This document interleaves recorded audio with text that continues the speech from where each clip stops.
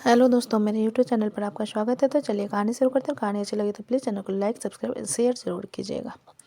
शोभित अदिति के चेहरे को पकड़ अपनी तरफ करते हुए बोला, लेकिन मैं नहीं कर रहा ना, और ना ही प्रज्ञा कर रही है। अदिति अपना सिर हिलाते हुए बोली, मैं आपकी बात समझ गई।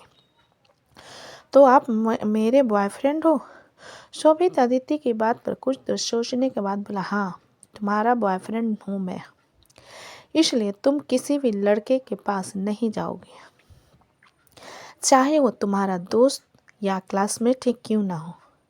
अदिति शोभित की बात पर बोली, मैं समझ गई। और आपको पता है, सिद्धू बहुत अच्छा है।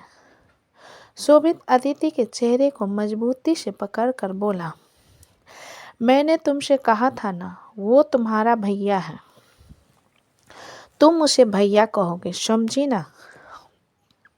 अदिति शोभित के कान में उसका एयरबड्स निकालते हुए बोली, मुझे ये अच्छा लग रहा है, क्या मैं ये ले सकती हूँ? शोभित अदिति की बात पर बोला, तुम्हारे लिए नए ला दूंगा। और तुम टॉपिक क्यों बदल रही हो? अदिति एयरबड्स को अपने कान में लगाते हुए बोली, नहीं, मुझे यही चाहिए और मैं टॉपिक नहीं बदल रही। मैं सिद्धू का भैया कहूँगी। शोभित अदिति को गले लगा लेता है तो अदिति हैरान हो जाती है, लेकिन वो भी शोभित को गले लगा लेती है।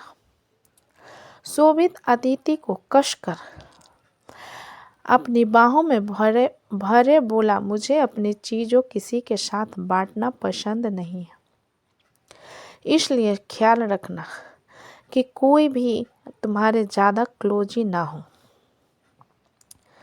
रही है, लंच का वक्त हो गया है ना। शोभित अदिति की बात पर बोला, खा लेना, लेकिन जो तुम्हारा यूनिट टेस्ट हुआ था उसका रिजल्ट तुम्हारे ग्रुप में आया है, जो कि मेरे लैपटॉप पर है, तो मैं बस तुम्हें दिखाना चाहता हूँ। अदिति शोभित से अपना हाथ छुड़ा कर बोली, पहले पेट पूजा, फिर काम दूजा, और मुझे नहीं देखना।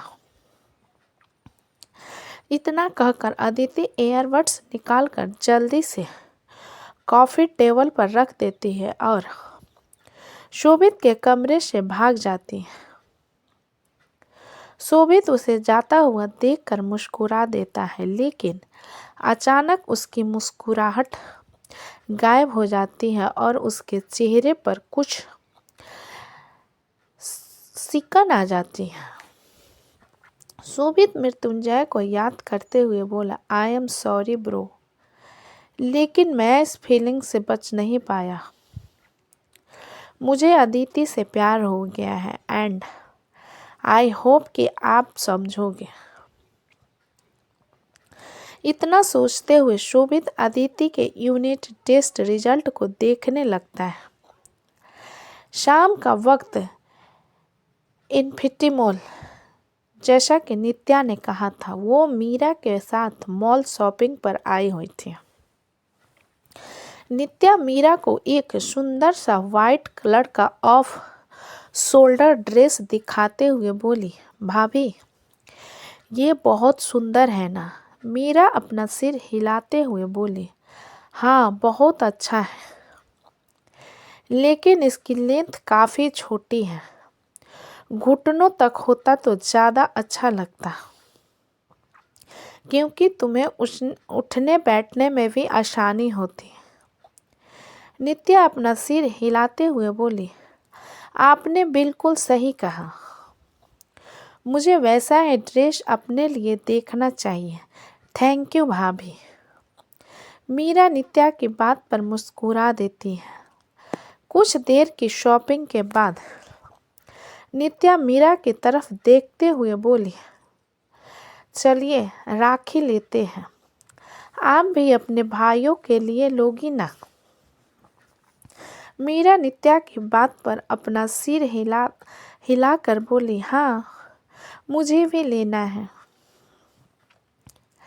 नित्या मीरा के साथ चलते हुए बोली, लेकिन भाभी, आपने बताया नहीं कि आपके भाई कहाँ पर है और आपकी फैमिली के बारे में भी आपने नहीं बताया।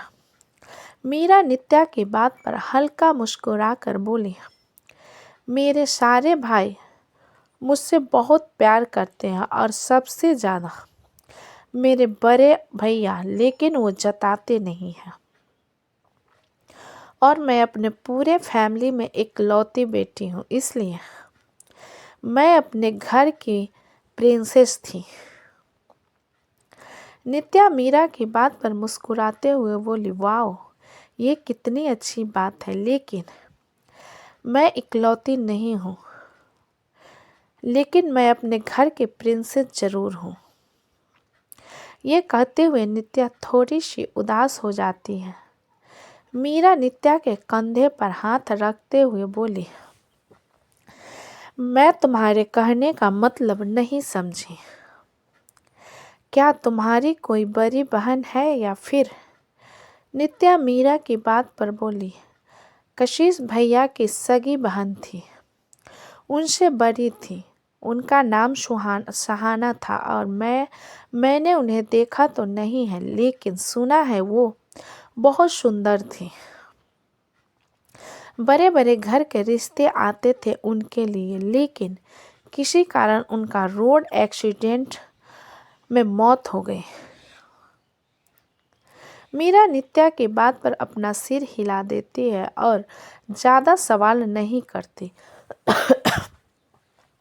तो नित्या मेन वॉच सेक्शन की तरफ देखते हुए मीरा से बोली, भाभी आप राखी देखिए, मैं भाई के लिए वॉच देख कर आती हूँ। इतना कहकर नित्या बिना मीरा की बात सुने वॉच देख सेक्शन की तरफ चली जाती है। मीरा उसे जाता हुआ देखती है और जैसे ही पलटती है तो वो किसी से टकरा जाती है। मीरा सामने खड़े लड़के से बोली, आई एम सो सॉरी। ये कहते हुए मीरा की आवाज़ उसके गले में ही रुक जाती है। विकल्प मीरा के सामने खड़ा हुआ था। विकल्प खुद हैरानी से मीरा को देख रहा था। मीरा की आंखों में नमी तैर जाती है। विकल्प मीरा को देखते हुए बोला, मीरा कसकर विकल्प को गले लगा लेती है और रोने लगती है। मीरा को इस तरीके से अचानक रोता हुआ देखकर विकल्प हैरान हो जाता है और उसके पीठ को सहलाते हुए कहता है, क्या हो गया तुम्हें, कहाँ थी तुम इतने महीनों से, रोना बंद करो। मीरा रोते हुए बोली, आई एम सो सॉरी भाई, मुझे नहीं जाना चाहिए था। आई मिस यू, मैं मिस करती हूँ आप सबको, प्लीज़ भाई मुझे वापस ले चलिए। विकल्प मीरा के पीठ को सहलाते हुए बोला, शांत हो जाओ, रोना बंद करो। मीरा सब सुबकते हुए विकल्प से दूर होती है और अपने आंसुओं को साफ करते हुए कहती है,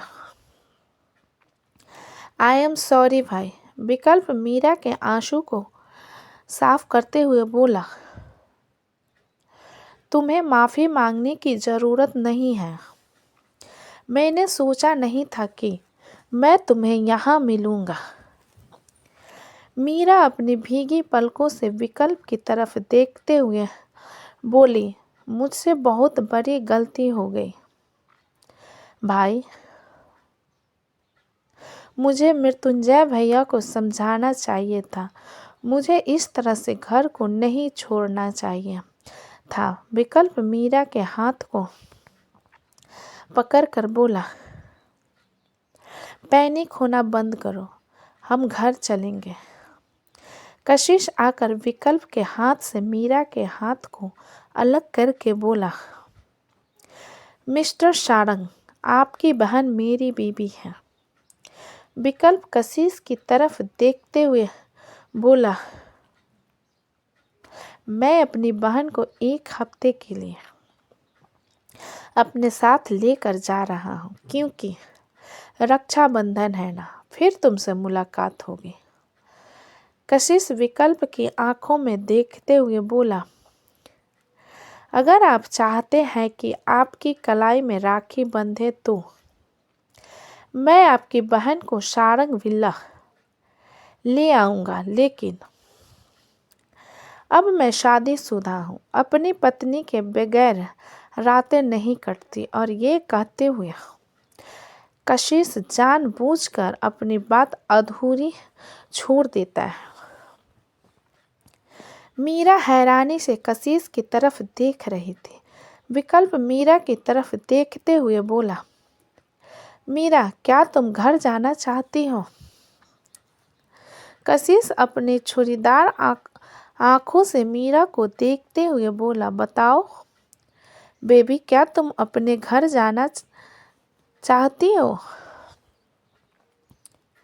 कशिश की जानलेवा नज़रों को खुद पर महसूस कर मीरा विकल्प से बोली, मैं रक्षाबंधन के दिन आऊंगी भाई।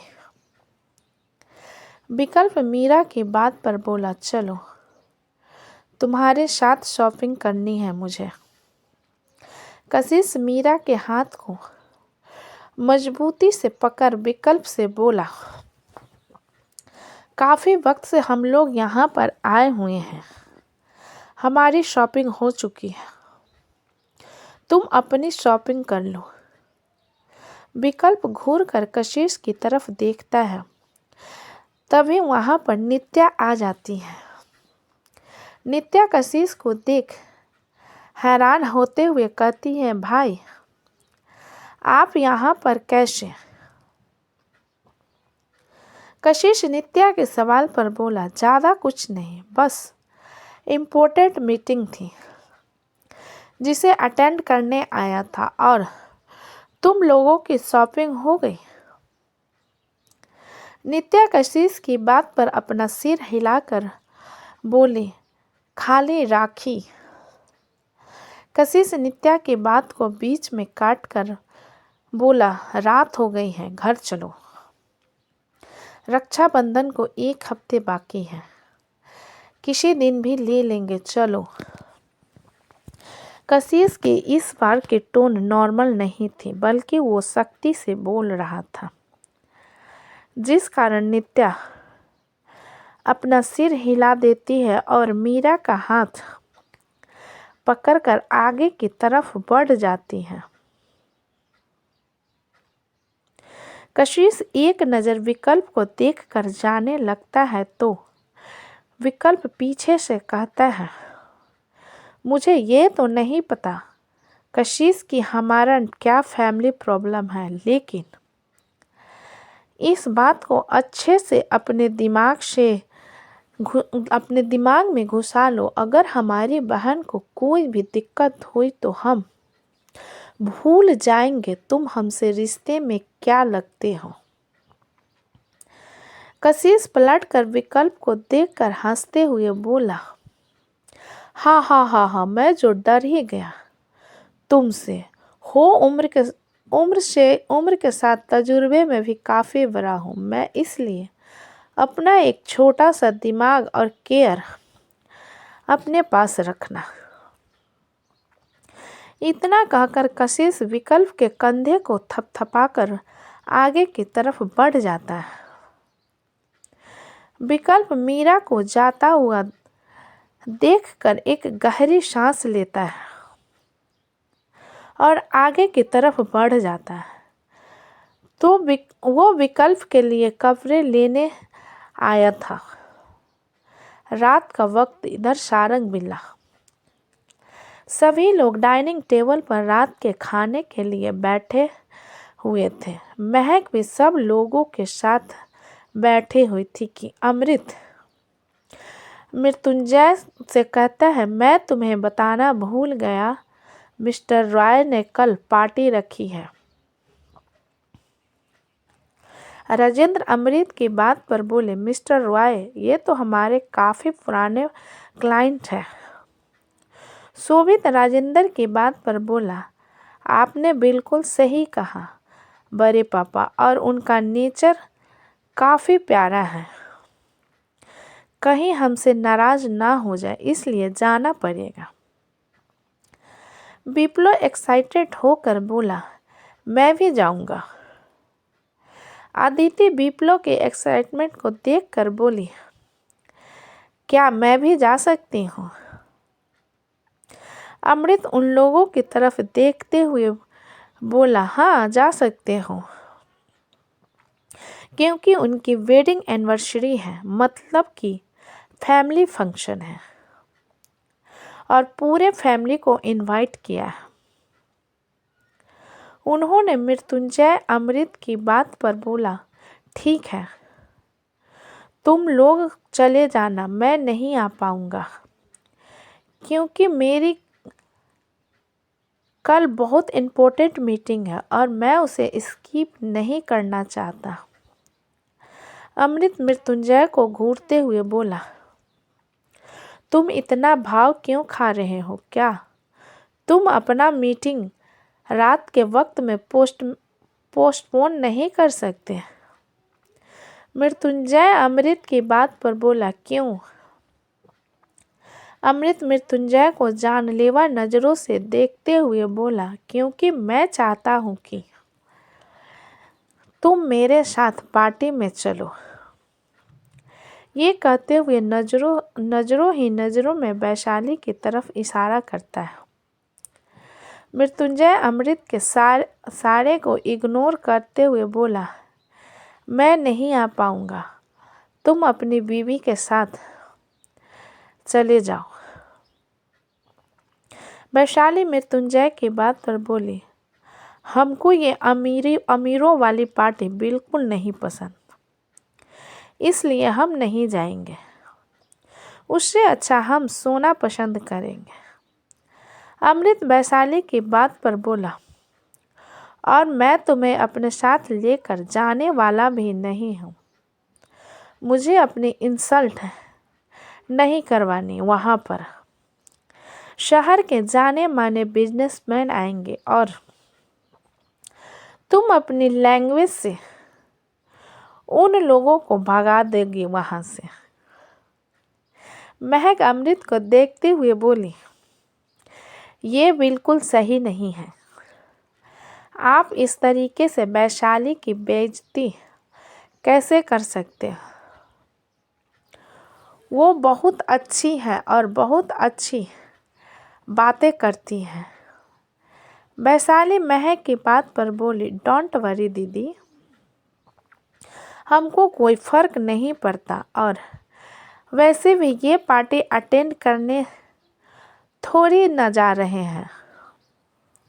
वहाँ पर शुरू होने से पहले ख़त्म होने वाले कपड़े में लिपटी हुई लड़कियों को देखने जा रहे हैं। हमको सब समझ आता है। तो दोस्तों, कहानी कैसी लगी मुझे कमेंट में लिखें।